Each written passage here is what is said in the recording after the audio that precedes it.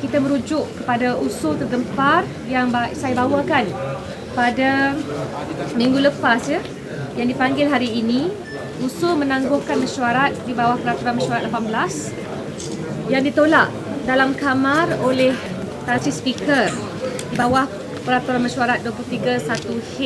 YB Ten Chua juga bersama. Dan alasan yang diberikan adalah kerana ianya merupakan dokumen yang belum lagi sampai ke tangan kita. Dan ini merupakan satu yang mengecewakan kerana usul ini mendesak Kerajaan Malaysia dan Kementerian Pertahanan menjelaskan secara terperinci berkenaan dengan isu komisen dan penjualan dokumen rasmi sulit dalam kes kapal selam Skopin. Khusus penjualan dokumen rasmi sulit Tentera Laut Diraja Malaysia yang merupakan penilaian untuk tempahan kapal selam Skopin sampai ke tangan siapa? Tangan syarikat Terasasi Hong Kong Limited. Pengarah seperti yang diketahui ramai, Abdul Malim Baginda, ayah kepada Abdul Razak Baginda yang juga merupakan pengarah syarikat tersebut. Sampai ke tangan mereka. Dan bagaimana kita tahu tentang dokumen ini? Kerana semasa polis Perancis mereka raid masuk ke pejabat Thales International, syarikat Perancis yang menjual bahan-bahan pertahanan, mereka jumpai dokumen sulit Tentera Laut Diraja Malaysia yang dijual kepada Thales International, syarikat Perancis oleh Terasasi dengan harga 36 juta euro. Jadi bila perkara ini tak diberikan peluang untuk dibahaskan in the main hall, ini merupakan satu yang mengecewakan kita semua. Walau bagaimanapun, pada saya penting untuk disebut juga kebanyakan ditolak soalan Datuk Jo juga berkait dengan Skopin, semua di bawah alasan Peraturan Mesyuarat 23(1)H. Dan saya nak sebut di sini kita tidak akan berhenti di sini kerana apa pun kita bukan bercakap tentang dakwaan biasa. Ini merupakan dakwaan yang khusus referring to investigation papers, kertas siasatan polis Perancis dan Mahkamah Perancis, dan Malaysia merupakan signatory kepada United Nations Convention Against Corruption, di mana kita terikat untuk menyiasat dan menjelaskan khususlah dengan hal yang melibatkan mengaitkan Perdana Menteri sendiri, bukan orang lain. Dan saya juga rujuk kepada kenyataan Menteri Pertahanan yang menyatakan beliau mengesan maklumat itu keluar dari Malaysia, meaning there is a degree of credibility attached to the document by the Minister of Defence. Namun kita sedang memantau perkembangannya. Jadi pada saya itu cukup sebagai basis di mana kita akan meneruskan, pertama dengan meneruskan ucapan penangguhan dalam medan parlimen, kedua SAMM, Solidariti Anak Muda Malaysia bersama dengan Angkatan Muda Keadilan Malaysia akan membuat laporan polis di seluruh negara berkait dengan kebocoran maklumat keselamatan negara. Kalau nak saya ingatkan sedikit, dahulu semasa beberapa ahli parlimen Pakatan Rakyat mengulangi kenyataan menteri kata kapal selam Malaysia tak boleh selam untuk beberapa waktu, laporan polis telah dibuat oleh anggota Tentera Laut Diraja Malaysia terhadap kami, termasuk juga oleh menteri.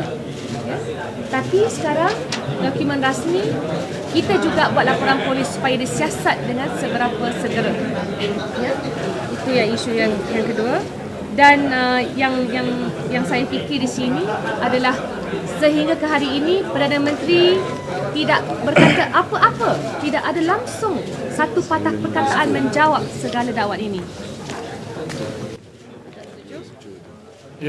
Isunya ialah kita juga mendesak supaya SPRM bertindak proaktif.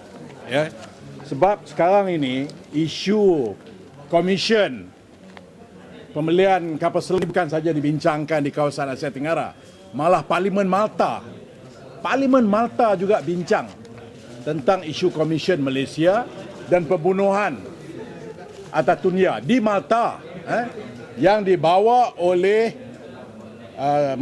ahli parlimen, ketua mangkang dia Everest Bartolo. Kalau tengok pergi web dia, Malta Today akan keluar cerita Malaysia. Baik, apa isu sekarang? Apa kita nak bawa sekarang ni? Ini semua bekas-bekas tentera belakang saya ni. Isunya ialah bagaimana syarikat Tarasasi Limited, Hong Kong Limited, yang berpusat di Hong Kong.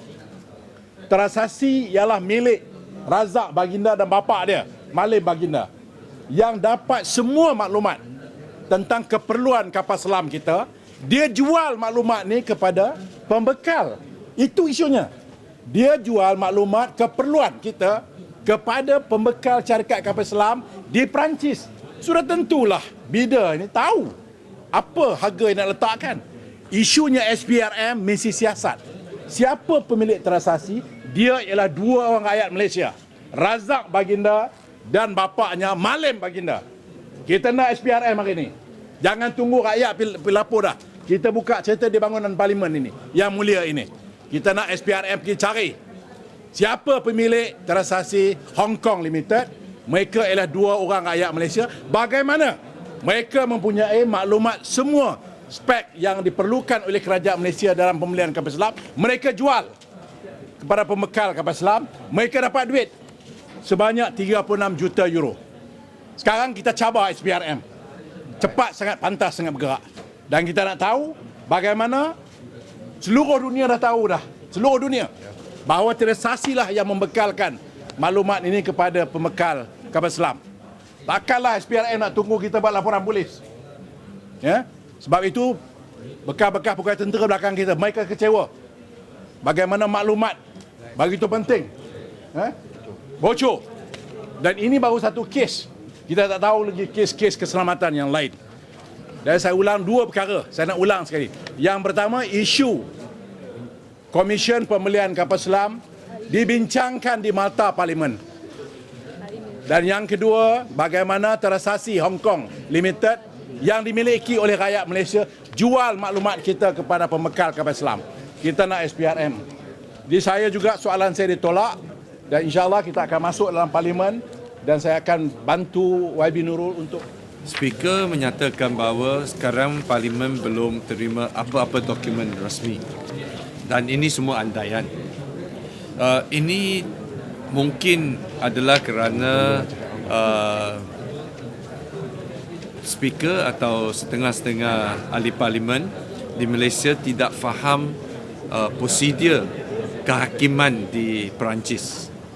Di Perancis semua dokumen ini adalah dokumen rasmi.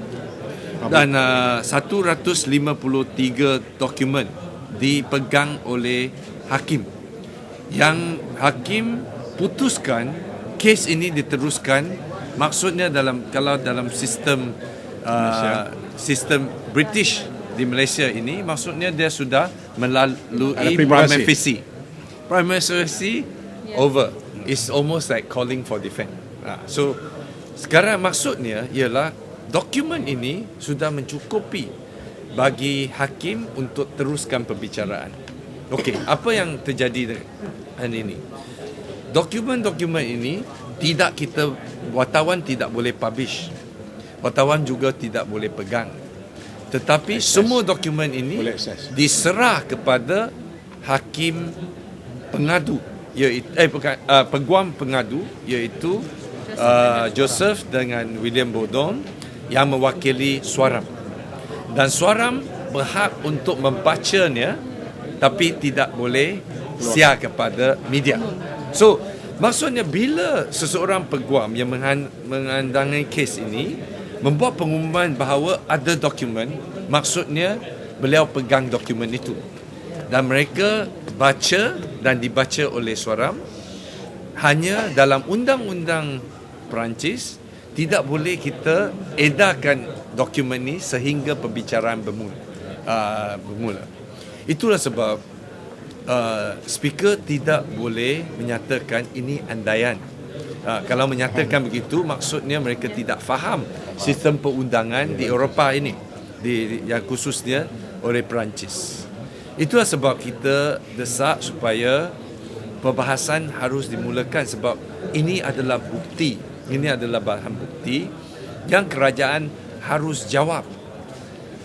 Penjualan 36 bilion ini, juta ini kepada dari Tarasasi ke pihak Perancis itu sudah bukti, itu sudah dokumen yang dipegang oleh mahkamah. Unless kerajaan keluar statement kata itu dokumen palsu, Malaysia tidak pernah bayar transaksi 36 juta. Dia kena jelaskan. Kita tidak boleh kata ini ada yang kita tak jumpa dokumen. Tak boleh.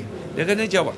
Kalau tidak jawab, memang betul hakim berhak untuk subpoena saksi-saksi untuk tampil memberi penjelasan.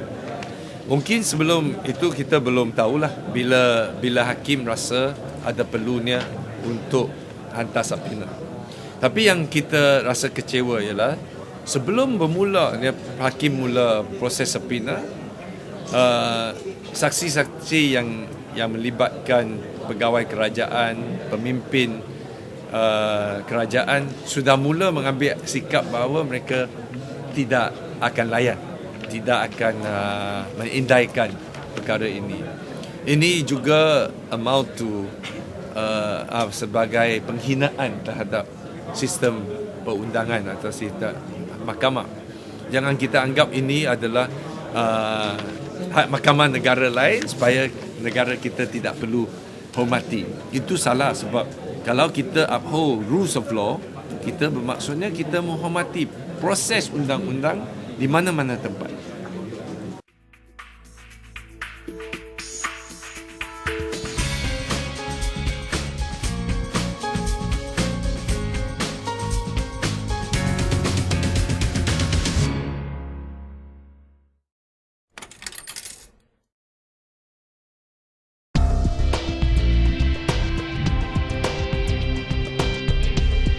Pihak Mediapas melancarkan e-paper, merupakan satu program baru dalam Mediapas, asaskan kepada teknologi maklumat yang terkini yang wajib kita manfaatkan.